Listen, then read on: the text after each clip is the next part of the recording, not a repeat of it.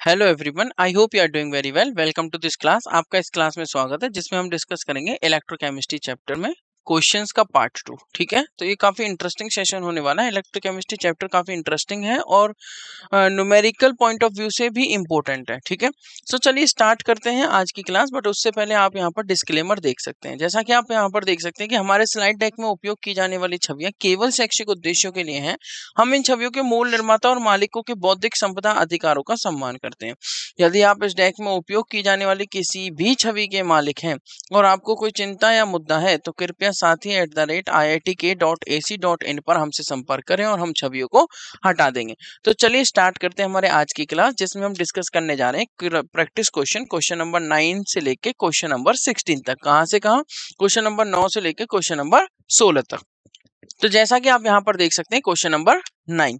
Question number 9 क्या कह रहा है, ये रहा आपके सामने। एक करंट ऑफ 2 एम्पियर, ठीक है, तो 2 एम्पियर का करंट पास किया गया। कितने घंटे के लिए? 5 घंटे के लिए। Through a molten tin, tin का जो सिंबल होता है वो होता है SN, salt, to deposit 22.2 gram tin. What is the oxidation state of tin in salt?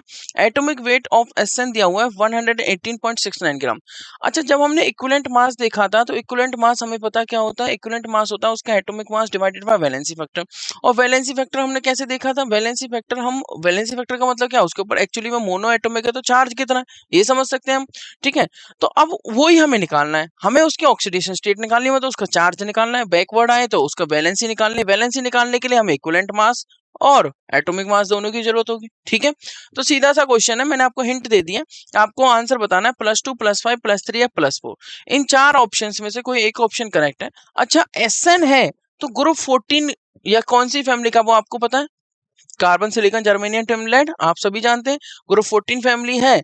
तो आप ये भी आइडिया लगा सकते हैं कि ग्रुप 14 फैमिली के अकॉर्डिंग इसकी ऑक्सीडेशन स्टेट कौन सी नहीं होनी चाहिए। कौन सी होनी चाहिए वो तो आइडिया लगा ही लेंगे, बट कौन सी नहीं होनी चाहिए उसके थ्रू आप एलिमिनेशन कर सकते हैं।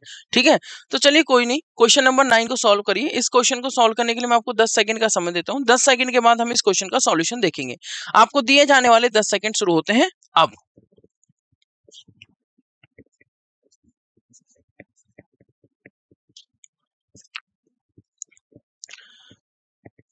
तो यहाँ पर आपको दिए हुए 10 सेकंड हो चुके हैं समाप्त। मूव करेंगे इस क्वेश्चन के सॉल्यूशन की तरफ। जैसा कि आप यहाँ पर देख सकते हैं क्वेश्चन नंबर 9।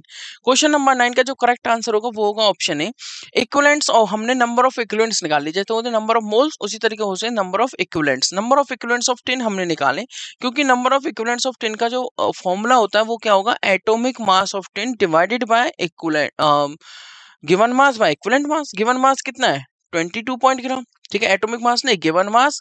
देखो नंबर ऑफ मोल्स क्या होते हैं? Given mass by molar mass. और नंबर ऑफ इक्विवेलेंट्स क्या होंगे? Given mass by equivalent mass. Equivalent mass क्या होगा? Atomic mass divided by n factor. N factor या वैलेंसी फैक्टर आप बोल दीजिए। तो इक्विवेलेंट्स ऑफ टिन क्या हो जाएगा? I/T/96500। और इक्विवेलेंट्स ऑफ टिन क्या हो जाएगा? 22.2 given mass by equivalent mass. Equivalent mass is equal to, ये हो जाएगा I कितना आपका? 2 एम्पियर। टाइम कितने के लिए? 5 घंटे के लिए। घंटे को मिनट में किया तो 60 से मल्टीप्लाई किया, मिनट को सेकंड में किया तो फिर से 60 से मल्टीप्लाई किया, डिवाइडेड बाय 96500, जिसको आप 1 फैराडे बोलते हैं। तो यहाँ से कैलकुलेशन करने पे इक्विवेलेंट वेट आ गया कितना टिन का? 59.5। जैसा कि मैंने आपको बताया, अगर आपको वैलेंसी देखनी है तो वैलेंसी देखने के लिए आपको एटॉमिक वेट और इक्विवेलेंट वेट दोनों की जरूरत है। तो वैलेंसी के लिए आप फॉर्मूला लगाएंगे, क्योंकि इक्विवेलेंट वेट क्या होता है? Atomic weight divided by valency factor. तो वैलेंसी क्या हो गई? Atomic weight divided by equivalent weight. Valency क्या हो गई? Atomic weight divided by equivalent weight. क्योंकि इक्विवेलेंट वेट होता है atomic weight divided by valency, तो वैलेंसी हो गई atomic weight divided by equivalent weight. Atomic weight आपको दे रखा है 118.69 ग्राम, डिवाइडेड बाय हम कर देंगे इक्विवेलेंट वेट जो कि आया हमारा 59.5 ग्राम। हम वैल्यू पुट करेंगे, आंसर नियरली आ गया 2। मतलब SN वैलेंसी के बाद हम क्या बता सकते हैं? मोनो एटॉमिक है तो चार्ज जो होगा वो इसी के इक्वल होगा। तो SN2 पॉजिटिव ने 2 इलेक्ट्रॉन गेन किया तो SN में चेंज हो गया। SN2 पॉजिटिव ने 2 इलेक्ट्रॉन गेन किया तो SN में चेंज हो गया। मतलब SN पर जो चार्ज है वो +2 है। मतलब oxidation state of tin in salt form is +2। Oxidation state जो टिन की होगी उसकी सॉल्ट फॉर्म में वो है +2। ठीक है, तो करेक्ट आंसर ऑप्शन ए है। करेक्ट आंसर क्या है आपका? Option A. आई होप आपको ये क्वेश्चन क्लियर हो गया होगा। ठीक है, तो क्वेश्चन नंबर 9 का जो करेक्ट ऑप्शन है वो क्या है? Option A. कितना? +2। मूव करेंगे हमारे आज की क्लास के नेक्स्ट क्वेश्चन, क्वेश्चन नंबर 10 की तरफ। क्वेश्चन नंबर 10 क्या कह रहा है? In the electrolytic cell flow of electron is from electrolytic cell होता है और एक इलेक्ट्रोकेमिकल सेल होता है, दोनों में थोड़ा सा डिफरेंस होता है, वो आपको ध्यान रखना है। इलेक्ट्रोलिटिक सेल की अगर हम बात कर रहे हैं तो हम इसमें क्या कर रहे हैं, इलेक्ट्रिसिटी सप्लाई कर रहे हैं और रिएक्शन करा रहे हैं, मतलब electrical energy to chemical energy, आप ऐसे बोल सकते हैं। हमने इलेक्ट्रिसिटी सप्लाई करी और केमिकल रिएक्शन हुई, तो इलेक्ट्रिकल एनर्जी टू अगर केमिकल एनर्जी हम कन्वर्ट कर रहे हैं तो उस टाइप के सेल को हम बोलते हैं इलेक्ट्रोलिटिक सेल। तो उसमें फ्लो ऑफ इलेक्ट्रॉन्स कहाँ से कहाँ होता है, आपको पता है इलेक्ट्रोलिटिक सेल में कैथोड होता है और एक एनोड होता है, ठीक है। एक क्या होता है, कैथोड, और एक क्या होता है, एनोड, ठीक है। तो वो कह रहा है कि कैथोड टू एनोड या anode to cathode, cathode to anode in solution, cathode to anode through external supply, cathode to anode through internal supply, या anode to cathode through internal supply. तो option A B C D में से आपको कोई एक option का choose करना है। मैंने आपको बता दिया है कि एक एनोड होता है, एक कैथोड होता है, और जनरली जब हम किसी किसी भी सॉल्ट से या किसी इम्प्योर चीज से, ठीक है, उसको प्योर लेना चाहते हैं, मान लीजिए कोई इम्प्योर चीज है जिसमें इम्प्योरिटी मिक्स्ड है, जैसे कॉपर है, मान लीजिए उसमें इम्प्योरिटी मिक्स्ड है और हमें प्योर कॉपर चाहिए, तो हम एक तरफ कैथोड लेते हैं, एक तरफ एनोड, कैथोड लेते हैं प्योर कॉपर का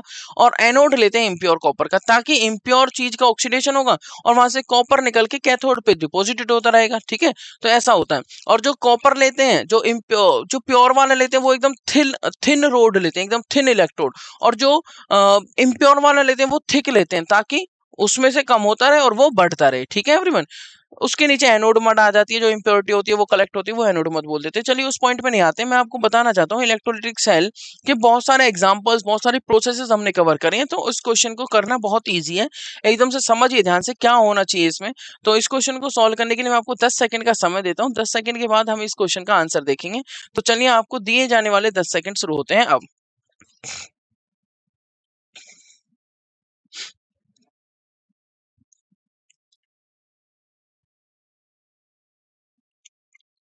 तो यहाँ पर आपको दिए हुए 10 सेकंड हो चुके हैं समाप्त। मूव करेंगे इस क्वेश्चन के सॉल्यूशन की तरफ। तो आप देख सकते हैं in the electrolytic cell flow of electrons जो होगा वो एनोड टू कैथोड होगा थ्रू इंटरनल सप्लाई।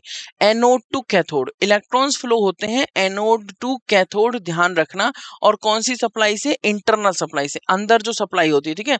एनोड पे ऑक्सीडेशन होता है, लॉस ऑफ इलेक्ट्रॉन होगा, जैसे इलेक्ट्रॉन लॉस होंगे वो इलेक्ट्रॉन गेन हो जाएंगे किधर किधर की तरफ, कैथोड पर, और डिपोजिशन हो जाएगा, ठीक है। जो मेटल आयन होगा वो डिपोजिट हो जाएगा इलेक्ट्रॉन्स लेके। तो समझने, रिडक्शन करके, तो समझने वाली बात यह है कि एनोड से इलेक्ट्रॉन निकले कैथोड की तरफ गए, तो एनोड टू कैथोड इंटरनल, अंदर ही अंदर जो सप्लाई हुई है उसमें गए हैं इलेक्ट्रोलिटिक सेल में फ्लो ऑफ इलेक्ट्रॉन्स। तो in electrolytic cell flow of electron is possible from anode to cathode through internal supply. ये आपका करेक्ट आंसर हो गया option D. I hope question number 10 clear हुआ होगा। मूव करेंगे आज की क्लास के नेक्स्ट क्वेश्चन, क्वेश्चन नंबर 11 की तरफ। क्वेश्चन नंबर 10 का करेक्ट आंसर क्या है, ऑप्शन डी। क्योंकि इलेक्ट्रोलिटिक सेल में, रिपीट कर देता हूं, जो फ्लो ऑफ इलेक्ट्रॉन्स होते हैं वो कहां से कहां पॉसिबल है, anode to cathode through internal supply. Question number 11 क्या कह रहा है, when the sample of copper with zinc purity is to be purified, when the sample of zinc purity impurity, repeat करता हूं, when the sample of copper with zinc impurity, copper में zinc as a impurity present है, is to be purified by electrolysis, the appropriate electrodes are. देखो simple सी बात उसने पूछी है, एप्रोप्रिएट इलेक्ट्रोड्स। मैंने अभी तो आपको बताया था कि क्या होना चाहिए, कैथोड और क्या होना चाहिए, एनोड, वो उसने पूछा है। कैथोड प्योर होना चाहिए या एनोड प्योर होना चाहिए या कोई इम्प्योर होना चाहिए या दोनों प्योर होने चाहिए, आपको ऑप्शंस दे रखे हैं, pure zinc, pure copper, impure zinc, pure copper, impure zinc, impure sample, pure copper, impure sample. ये कैथोड और एनोड के रेस्पेक्टिवली मैंने कॉलम में जो लिखा हुआ है वो बताया, option A B C D आप यहाँ पर देख सकते हैं। इस क्वेश्चन को सॉल्व करने के लिए मैं आपको 10 सेकंड का समय देता हूँ। हिंट्स तो मैं लास्ट के 2 क्वेश्चंस में प्रोवाइड कर ही चुका हूँ। आई होप आपको ये क्वेश्चन क्लियर हो ही गया होगा, आप सीधा देखते हैं आंसर लगा देंगे। तो चलिए आपको दिए जाने वाले 10 सेकंड शुरू होते हैं अब। 10 सेकंड के बाद हम देखेंगे इस क्वेश्चन का सॉल्यूशन।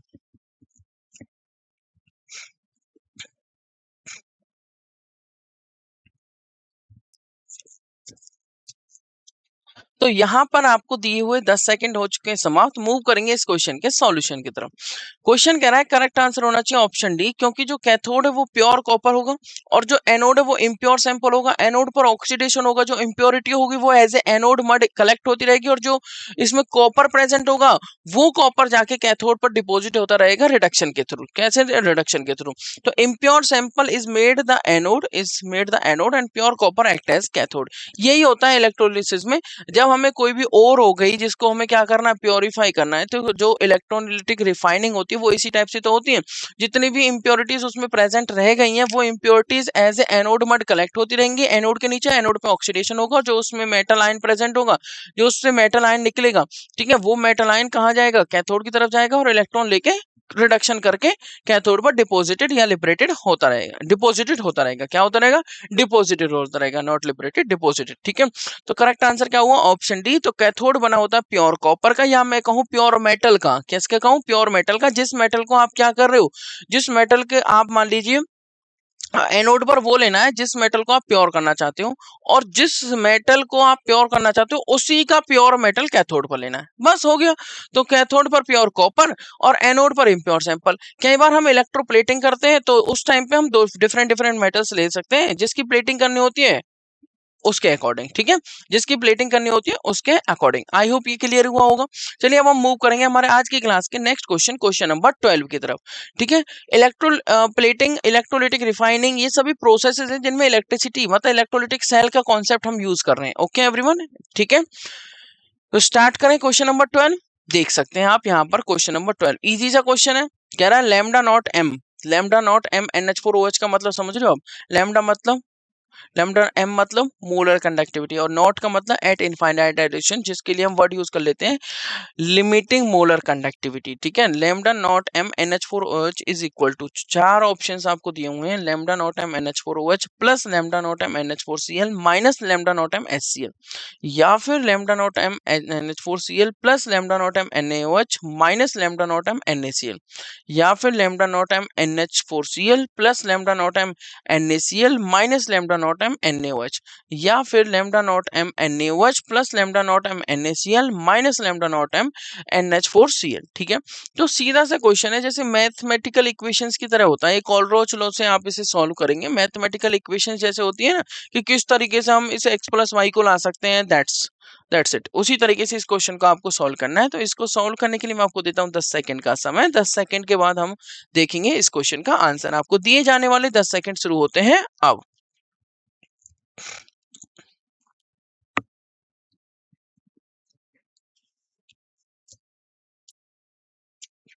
तो यहाँ पर आपको दिए हुए 10 सेकंड हो चुके हैं समाप्त। मूव करेंगे इस क्वेश्चन के सॉल्यूशन की तरफ। जैसा कि आप देख सकते हैं हमें लाना है लैम्डा नॉट NH4OH। तो लैम्डा नॉट अगर हम इसे आयनिक फॉर्म में लिखें, मतलब लैम्डा नॉट M को ब्रेक डाउन करें, तो वो हो जाएगा NH4 positive plus OH negative. तो NH4 positive plus OH negative कैसे आएगा, जब आपके पास एक NH4 पॉजिटिव का सोर्स होगा जो कि हो गया NH4Cl, ठीक है, और एक OH का सोर्स होगा तो वो हो गया NaOH। अब इसमें जो एक्स्ट्रा आयंस आए हैं, जैसे NH4Cl है तो उसमें Cl नेगेटिव एक्स्ट्रा है, हमें सिर्फ NH4OH NH4 पॉजिटिव चाहिए, और NaOH में Na पॉजिटिव एक्स्ट्रा है, हमें सिर्फ OH नेगेटिव चाहिए। तो NaCl हमें इसमें से सब्ट्रैक्ट करना होगा, हो गया। तो according to Kohlrausch law, lambda naught M NH4Cl plus lambda naught M NaOH is equal to lambda naught M NH4OH plus lambda naught M NaCl। इसको आप ऐसे भी समझ सकते हो, पहले आप इसकी रिएक्शन लिख सकते हो, जैसे NH4Cl प्लस NaOH, इसमें क्या होगा NH4OH प्लस NaCl, उसके लैम्डा नॉट M लिख दिया। फिर आप जो हमारा क्या है NaOH है, देखो NH4Cl हो गया एंड NaOH हो गया, हमें चाहिए सिर्फ लैम्डा नॉट M NH4OH। तो लैम्डा नॉट M NaCl को हम लेफ्ट साइड लेके जाएंगे, तो क्या हो जाएगा lambda naught M NH4OH is equal to lambda naught M NH4Cl plus lambda naught M NaOH minus lambda naught M NaCl। Repeat कर देता हूँ, लैम्डा नॉट M अगर NH4OH चाहिए तो उसमें आपको क्या करेंगे, lambda naught M NH4Cl plus lambda naught M NaOH को ऐड करेंगे। अब इसमें जो एक्स्ट्रा आयंस है उनको क्या कर देंगे, सब्ट्रैक्ट कर देंगे। कैसे, मतलब माइनस कर देंगे lambda naught M NaCl, minus क्या कर देंगे लैम्डा नॉट M NaCl। आई होप आपको क्लियर हुआ होगा कि करेक्ट आंसर इस क्वेश्चन नंबर 12 का क्या आएगा, ऑप्शन बी, ठीक है। मूव करूं नेक्स्ट क्वेश्चन पर। Are you ready for question number 13? Question number 12 clear हुआ, कोलरोच लॉ क्लियर है ना सभी को, ठीक है। तो क्वेश्चन नंबर 13 आपके सामने क्या कह रहा है, कह रहा है फॉर द रिएक्शन, कौन सी रिएक्शन है, half H2 gas plus AgCl solid gives H positive aqueous plus Cl negative plus Ag। यहाँ पर आपको दिख रहा है 0 से +1 जा रहा है H पॉजिटिव तो ऑक्सीडेशन हो रहा है, और Ag +1 से 0 जा रहा है तो रिडक्शन हो रहा है। तो आपको रिडक्शन का भी पता लग गया, ऑक्सीडेशन का पता लग गया। आप ये आपको सेल रिएक्शन दे रखी है, सेल रिएक्शन से सेल रिप्रेजेंटेशन किस तरीके से करते हैं वो आपको पता है। मेटल मेटल सॉल्ट, गैस के टाइम पे प्लेटिनम लिखते हैं वो भी आपको पता है। ठीक है। और देखो ऐसा होता है, अगर सिर्फ मेटल और मेटल आयंस होते हैं तो क्या करते हैं हम, metal to metal ion, bridge में bridge, metal ion to metal. क्या लिखा मैंने, ये मैंने लिखा एनोड ब्रिज कैथोड, जिसको हम कैसे याद कर सकते हैं, एबीसी। एबीसी मतलब एनोड ब्रिज कैथोड, एबीसी मतलब एनोड ब्रिज कैथोड। ठीक है, एनोड पे होता है ऑक्सीडेशन, बीच में ब्रिज, और फिर हमारा कैथोड जिस पे होता है रिडक्शन। तो बस आपको इसी कॉन्सेप्ट का यूज करते हुए देखना है कि कौन सी सेल रिप्रेजेंटेशन इस सेल रिएक्शन के लिए करेक्टली रिप्रेजेंटेड है। ठीक है, जिसके लिए मैं आपको देता हूं 10 सेकंड का समय। मैंने आपको एक हिंट भी दे दी है कि जहां गैस आती है वहां पर हमें प्लेटिनम यूज करते हुए चलना है। ठीक है, प्लेटिनम यूज करते हुए चलना है। करें स्टार्ट। तो आपके 10 सेकंड शुरू होते हैं, अब 10 सेकंड मिले आपको इस क्वेश्चन को सॉल्व करने के लिए। 10 सेकंड के बाद हम देखेंगे इस क्वेश्चन का सॉल्यूशन।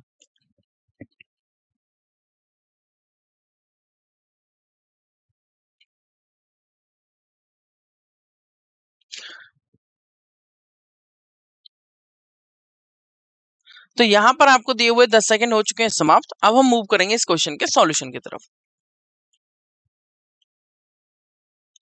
तो जैसा कि आप यहां पर देख सकते हैं, यहां पर एक सीधा सा क्वेश्चन दिया हुआ है, सीधी सी एक रिएक्शन दी हुई है, बहुत सीधी सी और बहुत स्ट्रेट फॉरवर्ड क्वेश्चन है। H2 जो कि 0 में था यहाँ +1 में आ गया, ऑक्सीडेशन हुआ, और Ag पॉजिटिव जो कि +1 में यहाँ 0 पे आ गया, रिडक्शन हो गया।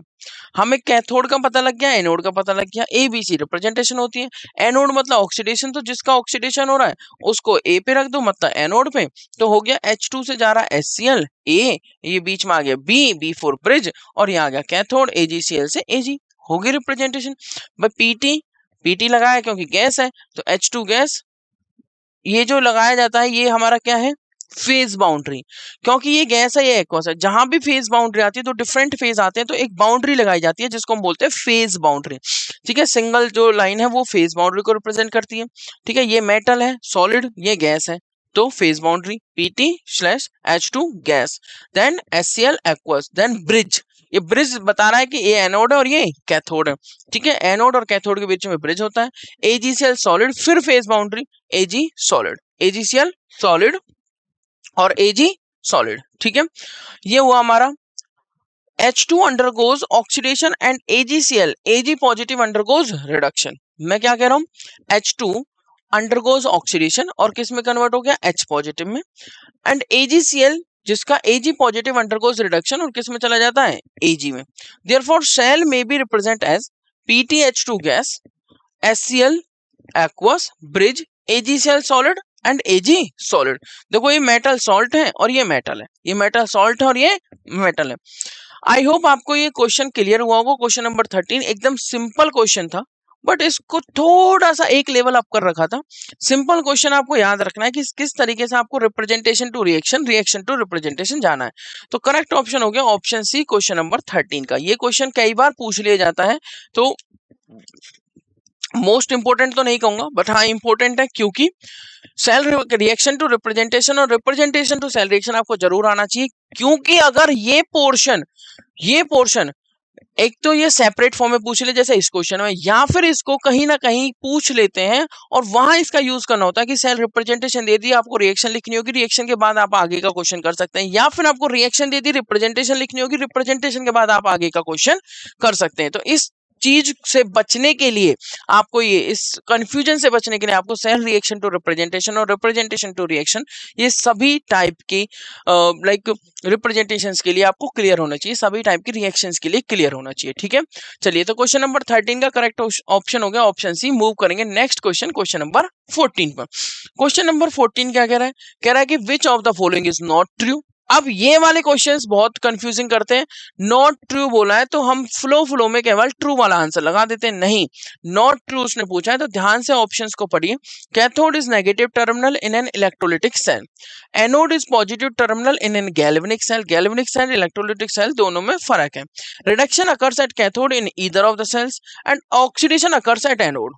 ये तो देखो एक फैक्चुअल बात है कि एनोड पर ऑक्सीडेशन होगा और कैथोड पर रिडक्शन होगा। अब इसके अलावा जो बात है वो आप देख लीजिए, हिंट मैंने आपको दे दी है। इलेक्ट्रोलिटिक सेल में इलेक्ट्रिसिटी प्रोवाइड करते हैं, केमिकल रिएक्शन कराते हैं, और इलेक्ट्रोकेमिकल सेल में केमिकल रिएक्शन होती है और इलेक्ट्रिसिटी मिलती है आउटपुट में, ठीक है। इलेक्ट्रिसिटी प्रोवाइड नहीं करते, केमिकल रिएक्शन होती है और इलेक्ट्रिसिटी मिलती है। मतलब chemical energy to electrical energy electrochemical cell, और electrical energy to chemical energy electrolytic cell, ठीक है everyone. I hope question number 14 आपको क्लियर हुआ होगा, ठीक है, किस तरीके से हमें इसको सॉल्व करना है। तो आपको मैं इस क्वेश्चन को सॉल्व करने के लिए देता हूँ 10 सेकंड का समय। आपको हिंट क्लियर हो चुकी है, 10 सेकंड के बाद हम देखेंगे इस क्वेश्चन का सॉल्यूशन, ठीक है। आपको दिए जाने वाले 10 सेकंड शुरू होते हैं अब।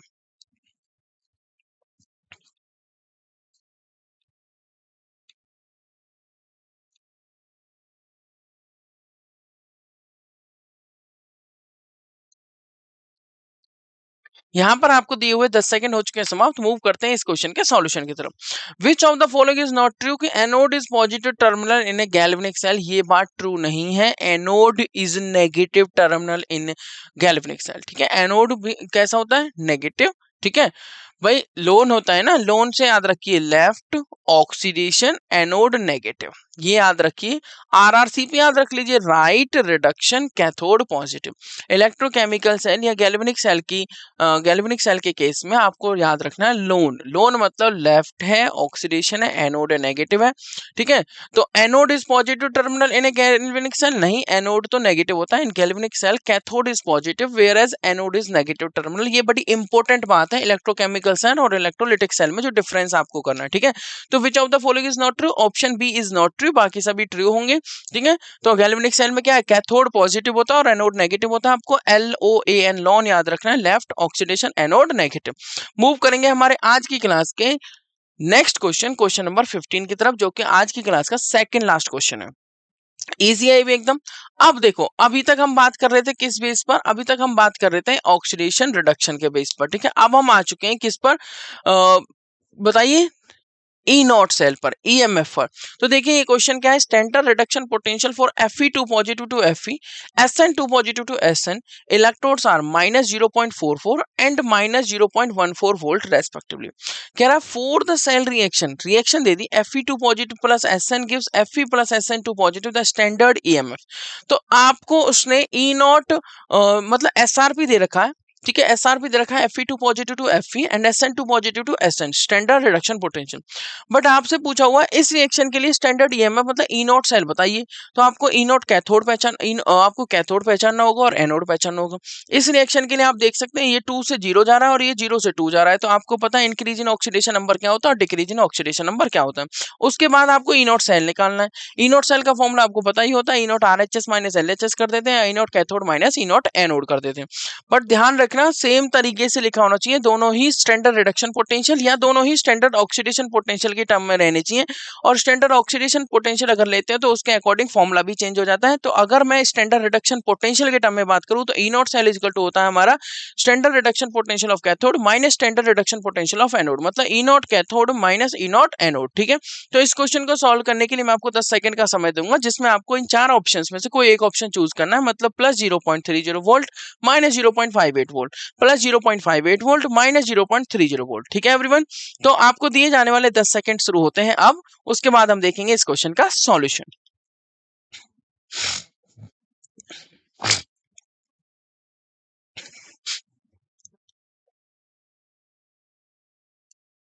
तो यहाँ पर आपको दिए हुए 10 सेकंड हो चुके हैं समाप्त। मूव करते हैं इस क्वेश्चन के सॉल्यूशन की तरफ। करेक्ट आंसर आएगा ऑप्शन डी, क्योंकि आपको Fe2 पॉजिटिव से Fe दे रखा है और Sn2 पॉजिटिव से Sn, ठीक है। वैल्यू दे रखी है रेस्पेक्टिवली -0.44 एंड -0.14 वोल्ट। तो ये भी आपको रिडक्शन की टर्म में दे रखा है और ये भी रिडक्शन की टर्म में। मैं आपको ऑक्सीडेशन की टर्म में भी लिख के दिखाता हूँ, क्योंकि reduction potential is equal to minus of oxidation potential, reduction potential is equal to minus of oxidation potential. तो गिवन क्या है, E naught Fe2 positive to Fe जो दे रखा है -0.44 वोल्ट, और Fe ई नॉट Fe से Fe2 पॉजिटिव मतलब oxidation के टर्म में लिखे हैं Fe से Fe2 पॉजिटिव, तो वो हो जाएगा साइन प्लस का, मतलब साइन चेंज करना है अगर आप रिडक्शन पोटेंशियल को ऑक्सीडेशन पोटेंशियल या फिर ऑक्सीडेशन पोटेंशियल को रिडक्शन पोटेंशियल में चेंज कर रहे हो तो, ठीक है। जैसे ई नॉट Sn से Sn2 पॉजिटिव, ये ऑक्सीडेशन पोटेंशियल है, क्या दे रखा है 0.14 वोल्ट। और अगर मैं इसको रिडक्शन की टर्म में लिखूं Sn2 पॉजिटिव से Sn, तो ये हमें दे रखा है -0.14 वोल्ट, वो दे रखा है। मैंने ऑक्सीडेशन रिडक्शन दोनों की टर्म्स में सारी वैल्यूज आपको लिखकर दिखा दी हैं। तो ई नॉट सेल क्या हो जाएगा, ई नॉट सेल हो जाएगा E naught cathode minus E naught anode, standard reduction potential of cathode minus standard reduction potential of anode. सीधा सा क्वेश्चन है। Standard reduction potential of cathode क्या दे रखा है। अब कैसे पता लगे किस कौन कैथोड कौन एनोड, सीधा सा दिख रहा है आपको कि यहाँ से 2 से गया है 0 और ये 0 से गया 2, तो यहाँ से हमें दिख रहा है कि ऑक्सीडेशन किसका हो रहा है। क्विकली बताइए ऑक्सीडेशन किसका हो रहा है। देखो जिसकी जितनी ज्यादा नेगेटिव वैल्यू होती है उसका ऑक्सीडेशन होता है, जिसकी जितनी ज्यादा क्या होती है नेगेटिव वैल्यू उसका ऑक्सीडेशन, जिसकी जितनी ज्यादा पॉजिटिव वैल्यू हो उसका क्या होता है, हम क्या मान के चलते हैं उसका क्या हो रहा है रिडक्शन। ठीक है, अगर आप यहाँ पर देखेंगे तो Fe2 पॉजिटिव से कहा जा रहा है Fe, मतलब इसमें क्या हो रहा है Fe2 पॉजिटिव से Fe जा रहा है। तो बताइए देखो जितनी ज्यादा पॉजिटिव वैल्यू होती है, जो स्टैंडर्ड रिडक्शन पोटेंशियल की वैल्यू होती है वो जितनी ज्यादा पॉजिटिव होती है तो मतलब ऑक्सीडेशन, और जितनी कम पॉजिटिव होती है मतलब उसका हो रहा है मैं रिपीट करता हूँ, जो स्टैंडर्ड रिडक्शन पोटेंशियल की वैल्यू होती है उस वो जितनी ज्यादा पॉजिटिव की तरफ होती है उसका रिडक्शन होता है, और जितनी कम पॉजिटिव मतलब लो पॉजिटिव होती है उसका ऑक्सीडेशन होता है। ठीक है, मतलब नेगेटिव वाली का ऑक्सीडेशन, पॉजिटिव वाली का रिडक्शन ऐसे बोल सकते हैं, या फिर ज्यादा पॉजिटिव वाली का रिडक्शन, कम पॉजिटिव वाली का ऑक्सीडेशन। आप ऐसे बोल सकते हो higher the reduction potential easier will be the reduction and harder will be the oxidation. Repeat करता हूँ, higher is the reduction potential easier will be the reduction and harder will be the oxidation, या फिर higher is the oxidation potential easier will be the oxidation and harder will be the reduction. ठीक है, अब अगर हम बात करें Fe2 positive जिसका हो रहा है रिडक्शन और Sn से Sn2 पॉजिटिव का हो रहा है ऑक्सीडेशन, क्लियरली दिख रहा है। तो E नॉट Fe2 पॉजिटिव से Fe हमारा हो गया -0.44 वोल्ट, ई नॉट कैथोड बन गया, और ई नॉट SN2 पॉजिटिव से SN हो गया -0.14 वोल्ट, ये हमारा एनोड बन गया। तो आपने क्या किया, E naught SN equal to E naught cathode minus E naught anode, मतलब -0.44 माइनस ये वाला, और फिर माइनस में इसकी वैल्यू है 0.14, तो -0.44 प्लस 0.14 जब करेंगे तो आ जाएगा -0.30 वोल्ट। आपको एक और बात बता दूं, अगर ई नॉट सेल पॉजिटिव है तो रिएक्शन स्पॉन्टेनियस है, और ये नेगेटिव है तो मतलब रिएक्शन इज नॉन स्पॉन्टेनियस। तो ई नॉट सेल जो आया है वो हमारा कितना आया, -0.30 वोल्ट।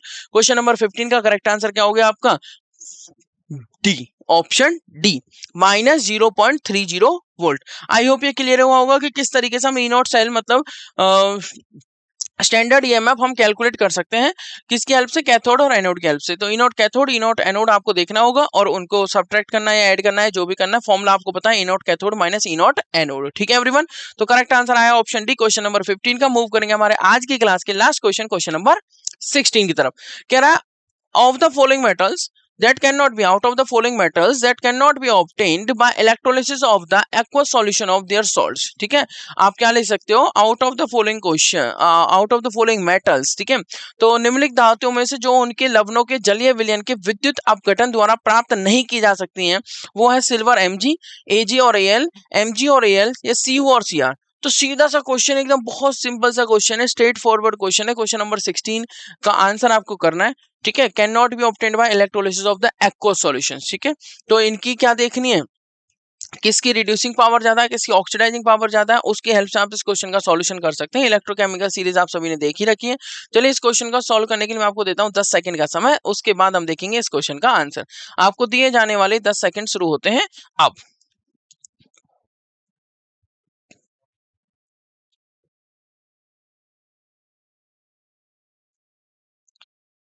तो यहां पर आपको दिए हुए 10 सेकंड हो चुके हैं समाप्त। मूव करेंगे इस क्वेश्चन के सॉल्यूशन की तरफ।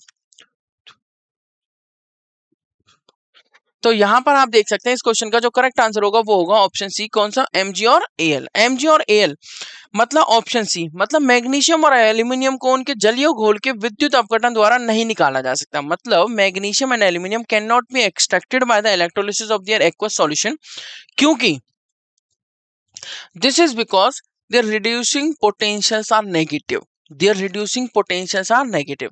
मतलब magnesium and aluminium have lower reduction potential than H2O, इसलिए क्या होगा, H2O इज रिड्यूस्ड, H2O का रिडक्शन होगा more easily to give H2 gas at the cathode. क्योंकि मैग्नीशियम एंड एल्यूमिनियम का लोअर रिडक्शन पोटेंशियल है, मतलब इनका ऑक्सीडेशन इजीली होगा पर रिडक्शन हार्डर होगा। और आप ये कह सकते हैं lower reduction potential than H2O है, तो H2O का इजीली रिडक्शन होगा और इनका इजीली ऑक्सीडेशन होगा। तो H2O is reduced more easily to give H2 gas at the cathode. तो मैग्नीशियम और एल्यूमिनियम ठीक है, मैग्नीशियम ऑफ एल्यूमिनियम ऐसे मेटल्स हैं that can not be obtained by electrolysis of the aqueous solutions of their salts. तो correct answer क्या हो गया? Option C. आई होप आपको क्वेश्चन नंबर 9 से लेकर क्वेश्चन नंबर 16 तक सारे क्वेश्चंस क्लियर होंगे।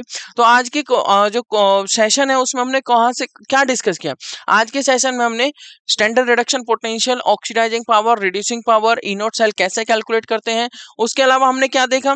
हमने देखा इलेक्ट्रोकेमिकल सीरीज से रिलेटेड करके क्वेश्चंस को, ऑक्सीडेशन पोटेंशियल, रिडक्शन पोटेंशियल से हमसे कैसे प्रेडिक्ट करेंगे कि ये हमें ऑब्टेन होगा या नहीं होगा। उसके अलावा हमने इलेक्ट्रोलिटिक सेल, इलेक्ट्रोकेमिकल सेल, ठीक है, इलेक्ट्रोलिसिस, फैराडेज लॉ के का कुछ कॉन्सेप्ट हमने देखा, ठीक है। और इलेक्ट्रोलिसिस तो देखी, इलेक्ट्रोलिटिक सेल क्या होता है, इलेक्ट्रोकेमिकल सेल क्या होता है, दोनों में क्या डिफरेंस होता है, कहाँ पे कैथोड नेगेटिव होगा, कहाँ पर कैथोड पॉजिटिव होगा, कहाँ पर एनोड नेगेटिव होगा, कहाँ पर एनोड पॉजिटिव होगा, ठीक है एवरीवन। तो this is all about the today's class. I hope आज के कॉन्सेप्ट आपको सारे क्लियर होंगे। सो आज के सेशन को यहीं पर एंड करते हैं। अब हम मिलेंगे आपसे अपनी नेक्स्ट क्लास में। तब तक के लिए thank you so much. Have a nice day, take care, goodbye, धन्यवाद।